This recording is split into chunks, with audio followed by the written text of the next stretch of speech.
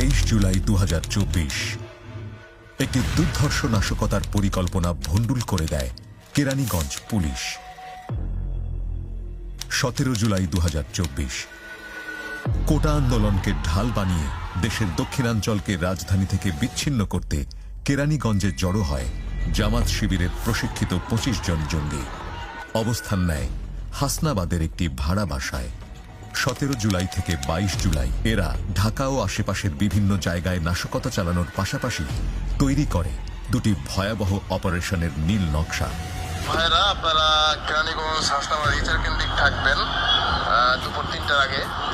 আমরা 3টার পরে ওদিকে মুভ করবো আর কি। আমরা ধোলাইখাল থেকে পুরো দক্ষিণ অঞ্চলের যে বিশ্ব রোডটা আছে এটা বিচ্ছিন্ন করে দেবো আর কি, আমরা কয়েকটা শাখায় মিলে। টার্গেট 1 রাজধানীর অন্যতম প্রবেশমুখ ঢাকা মাওয়া এক্সপ্রেসওয়ে। এখানে জ্বালাও পোড়াও এবং রাস্তা কেটে ব্লক করা